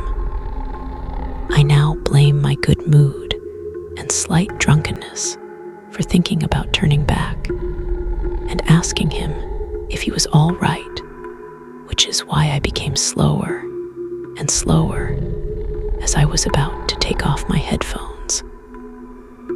I suddenly got hit by something very hard right on the back of my neck, bottom of the back of my head. Next thing, I know I'm sitting on the ground and can't see anything. The impact had caused me to go blind temporarily. And then I felt myself being ripped off the ground by my hair, and I held onto it, trying to ease the extreme pain in my scalp. And then I began screaming. I screamed as loud as I possibly could, as I had learned that this was the only way that most robbers and killers would get lost out of fear of somebody coming for help. So I'm being dragged by my hair and screaming so loud I thought my ears would bleed. I then felt someone holding their hand over my mouth, trying to get me to shut up. I didn't ever stop screaming, not even when he tried to choke me by pulling on the collar of my jacket. I remember thinking that this is the end. This is how I'm gonna die. Out of nowhere, I realized that I can hurt him too. Somehow, I managed to turn myself so I was facing him now. All the while, he's still grabbing my hair. Then I kicked just anywhere, really. I kicked and kicked. I could feel the bottom of my foot colliding with something hard as I was able to slowly see again. I made out a figure holding my bicycle above me and preparing for the impact. Next thing, I know I was on my feet, still screaming, but by now yelling help as well, running towards a female voice. A small woman was standing not too far away and asked me what was wrong and told me to come inside with her.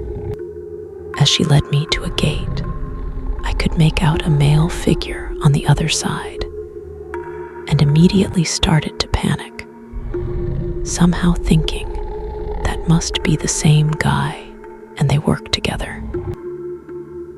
But as she reassured me that was only her husband, and I realized he was also much older and not so slim, I went into their house where they called the cops after I had told her everything as well as I could in the state that I was in. And I fell into a much worse state of total panic attack for several hours. So she had to tell the policeman what had happened.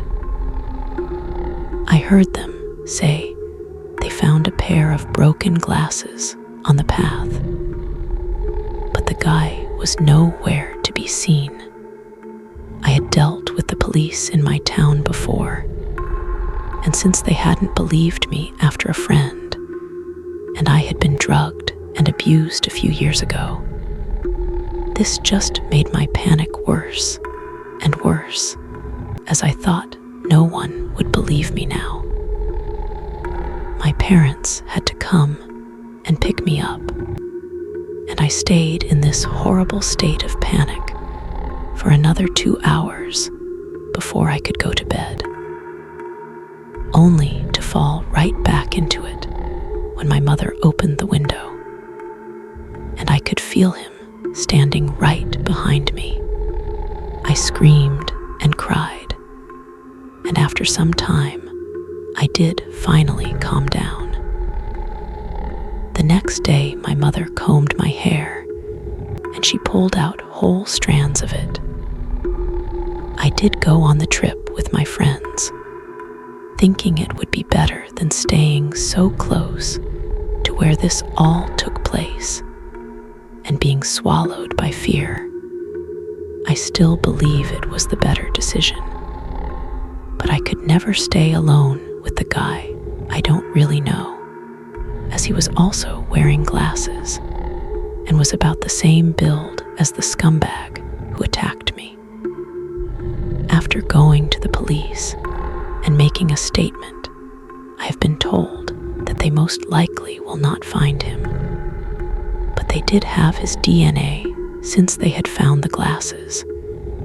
So if he ever did something like this, or any kind of crime again, and was caught, he would be charged for this assault as well.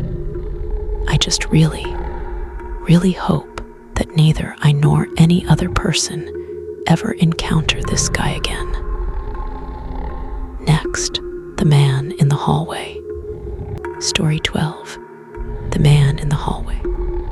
At the time of this event, I was 18, living in a large house in a wealthy area of England. It was the Easter holidays, and my parents were away in France, leaving me at home to study for my upcoming exams.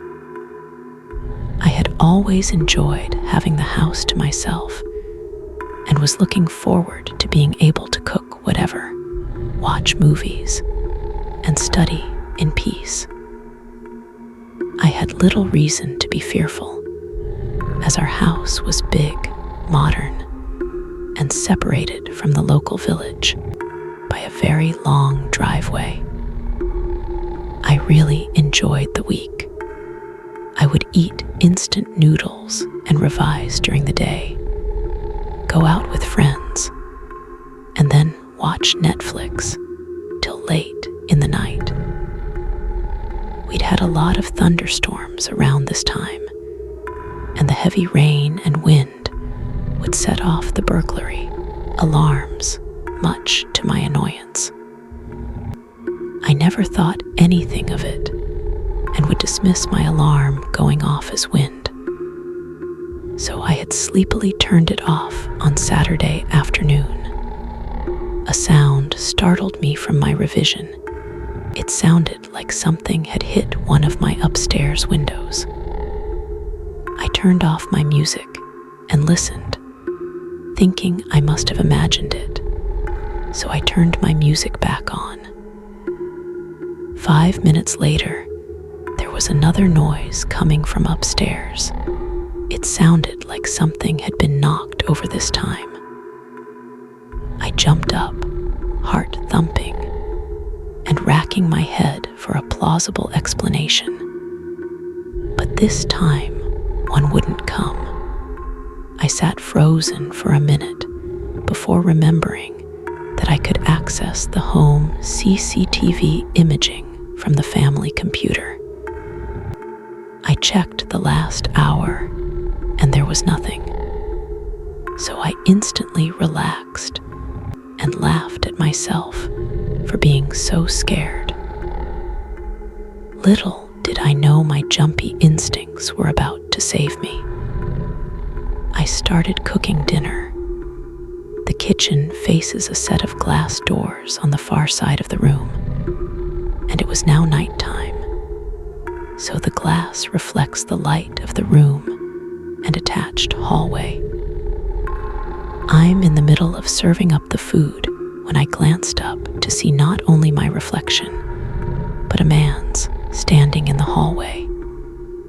He was short and scruffy, had something I could not make out in his hand.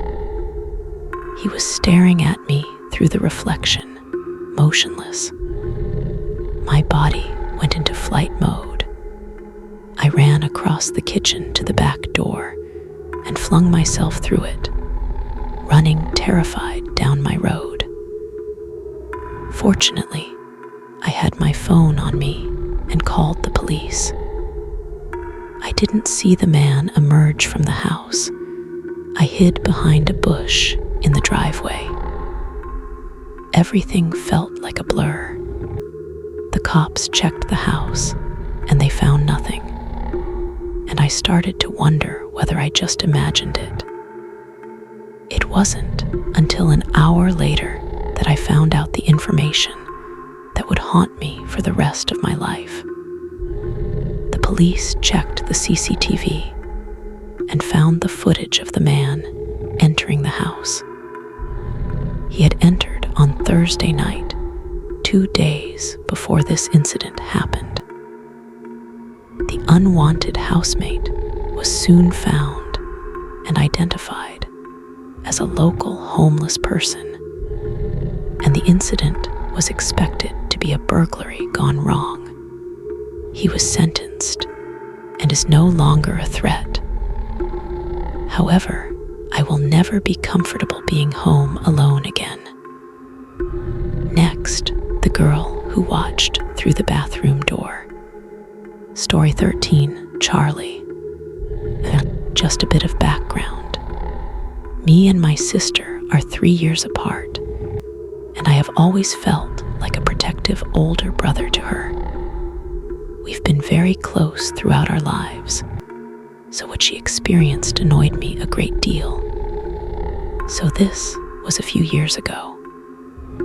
Our parents had recently split up, and my father had found a new girlfriend.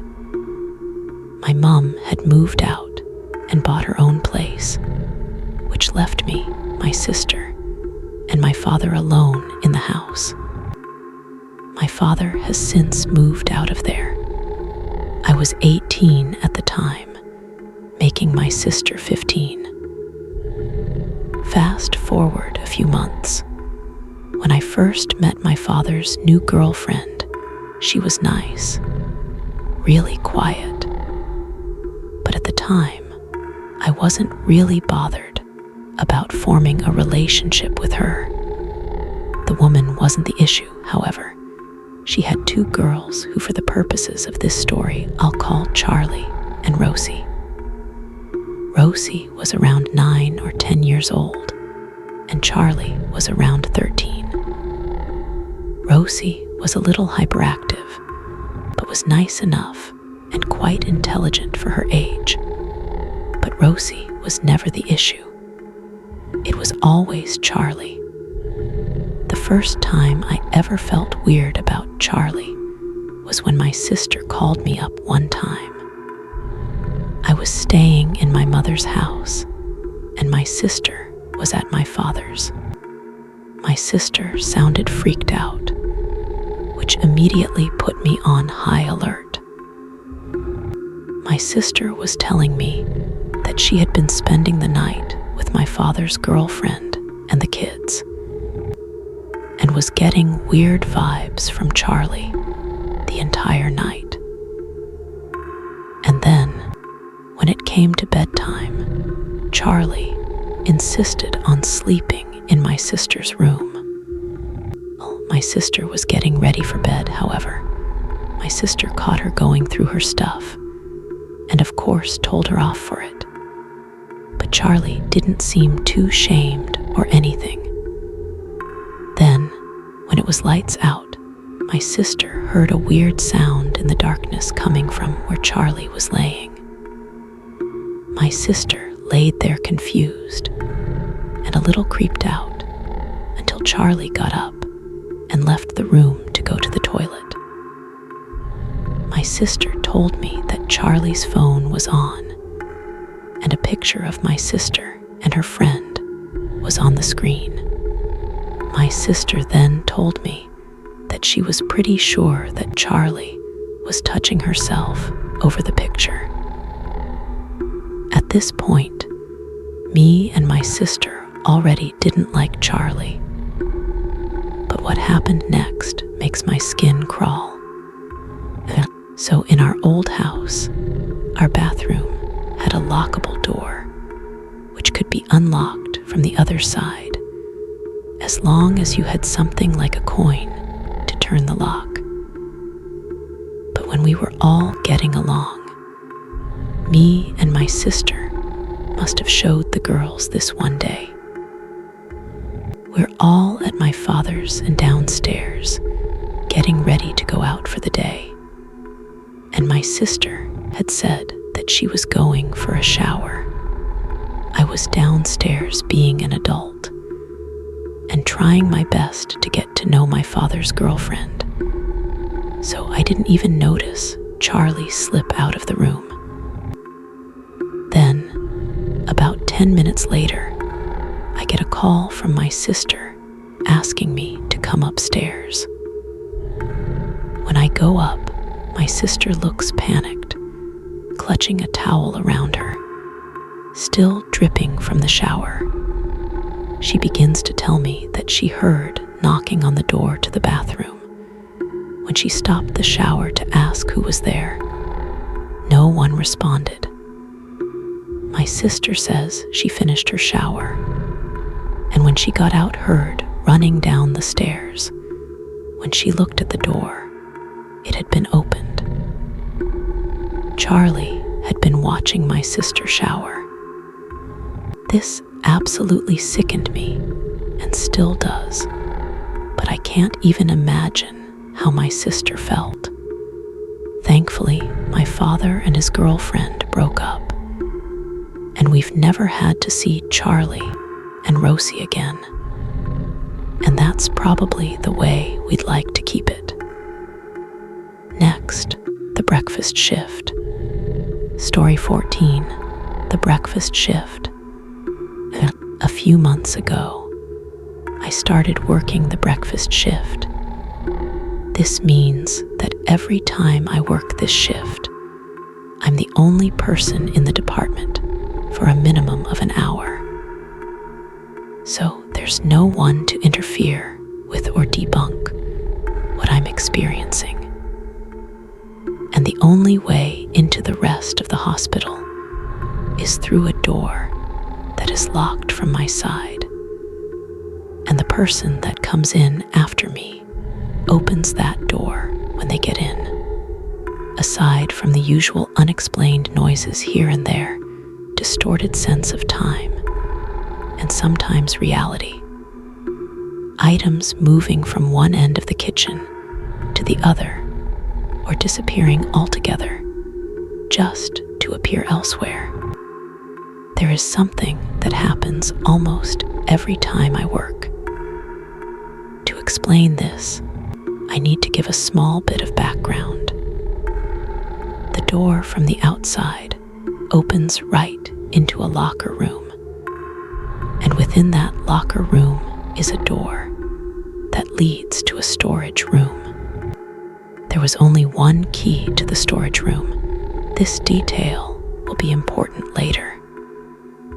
Every morning, I use the key to open the storage room. And when I do, the key gets stuck in the lock.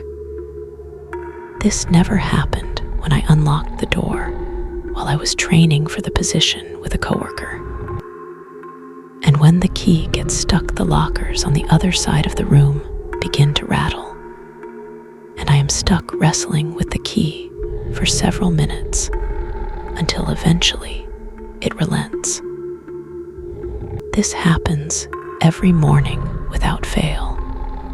However, when one of my coworkers came in this morning, they went to go into the storage room only for it to be locked. This door does not lock from the inside, and I still had the key from when I unlocked it 2 hours earlier. When I unlocked the door for the second time, it did not get stuck. I'm assuming because I was not alone. Another thing that happened this morning. I needed to bake off pre-proportioned scones that were stuck together, but frozen.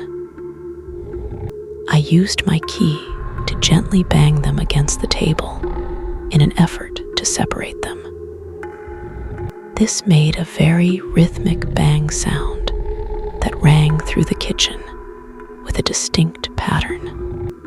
I turned to put the box back in the freezer when the very heavy steel door that was completely open before swung shut behind me. It took some muscle to get the door open again, but that could have been the result of me not having been caffeinated and it being 4:30 in the morning, so I could have been weak. When I broke free, the exact same pattern of banging sounds that I'd been making to break apart the scones sounded like it was coming from the other end of the kitchen, about 70 feet away. I called out, thinking maybe the bread delivery had come early, and walked over when I received no response and no one was there. I am not the only person who has experiences like this, and I was actually briefed before working an open shift alone. 2 things I may experience by someone who is very serious and a religious person who has been working there for over 30 years. Bearing in mind his warning and the experiences he has shared with me, I believe something may be taunting me, as my experiences have been more apparent and confrontational. Am I overreacting, or should I be worried? Next, the school at midnight. Story 15. The school at midnight. Back in the late 90s and early 2000s, I worked as a maintenance custodial individual for a school and a church. They were located on the same campus. The chapel, offices, kitchen, and multi-purpose room for dinners and events, etc.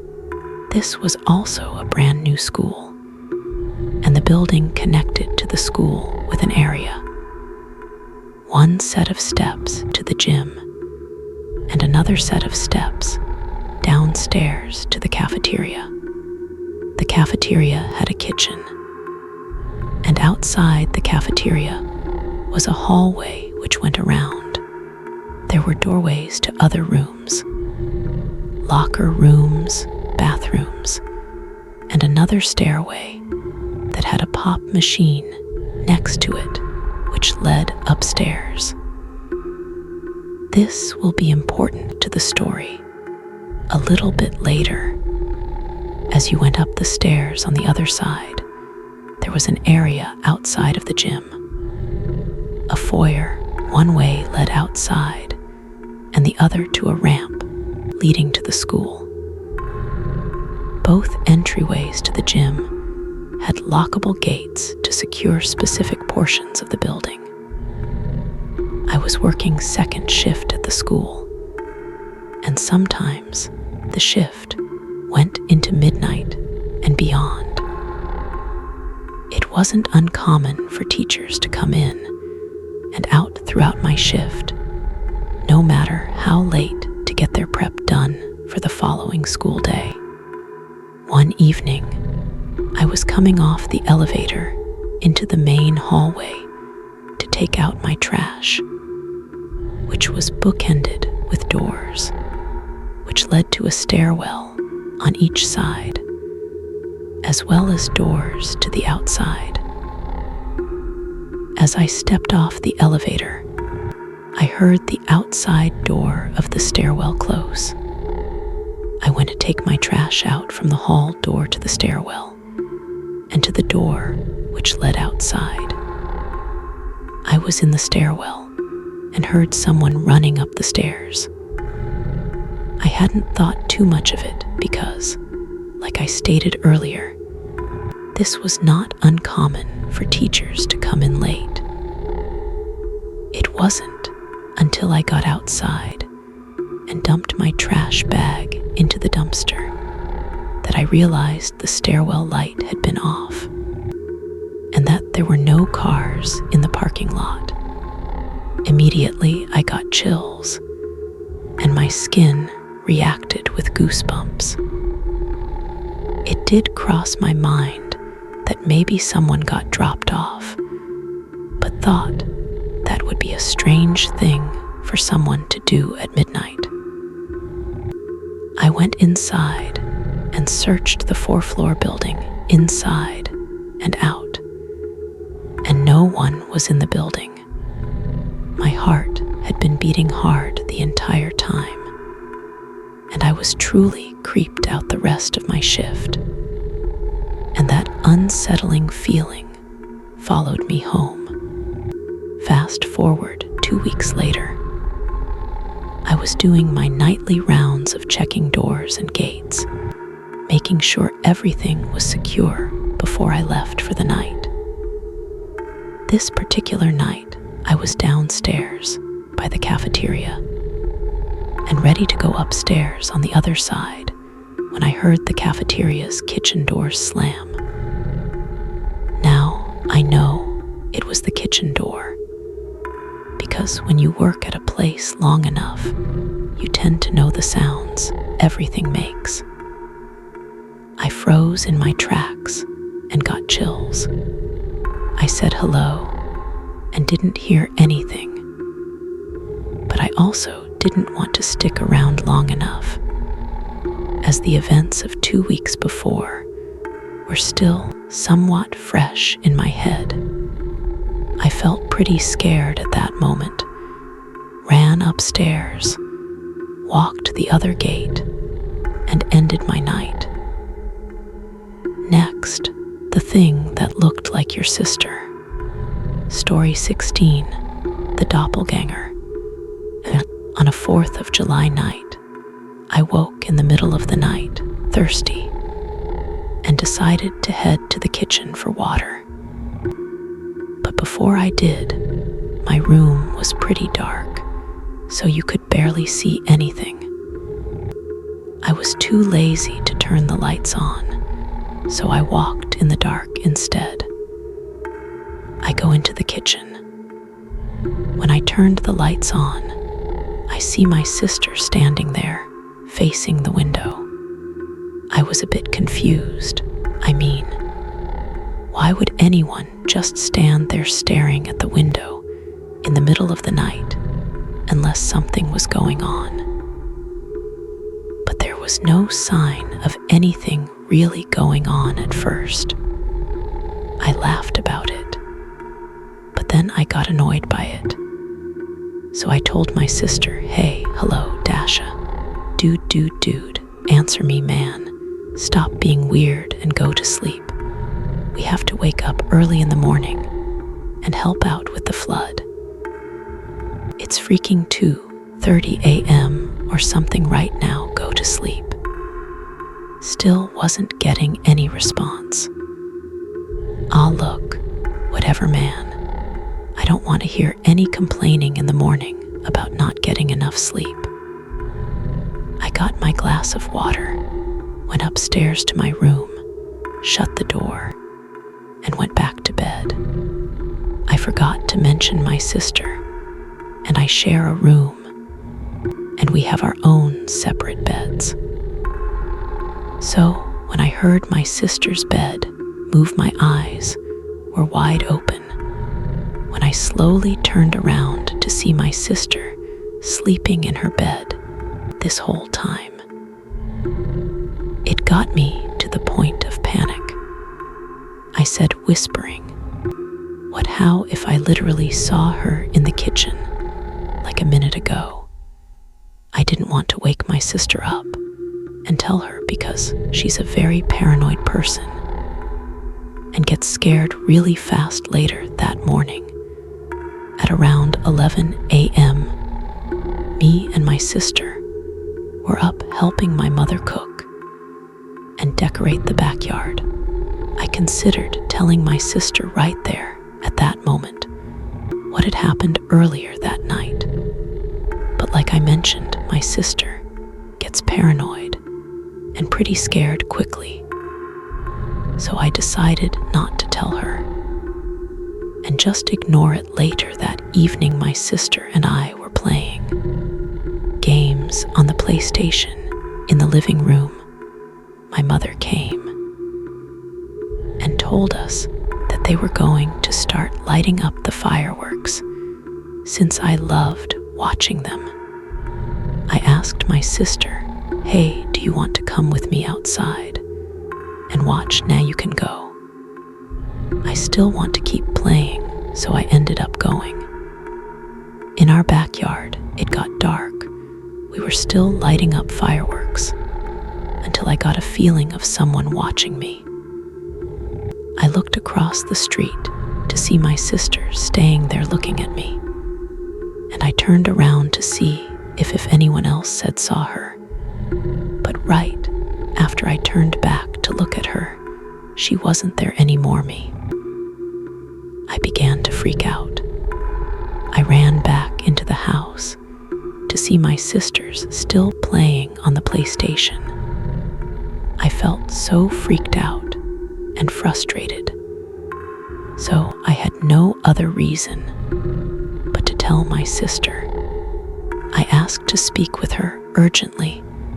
I took her to the room and said, "Look, I don't want to creep you out or anything, but earlier today in the morning around 2:00 a.m., I thought I needed to saw you in the kitchen, just standing there staring outside the window. I kept calling you and calling you, but you weren't responding back. I'd went to get a glass of water, and when I went back to the room, I heard your bed move. I turned around to see who's sleeping there, even though I just saw you like seconds ago in the kitchen. And I saw you again outside across the street. I'm really scared, Ashley."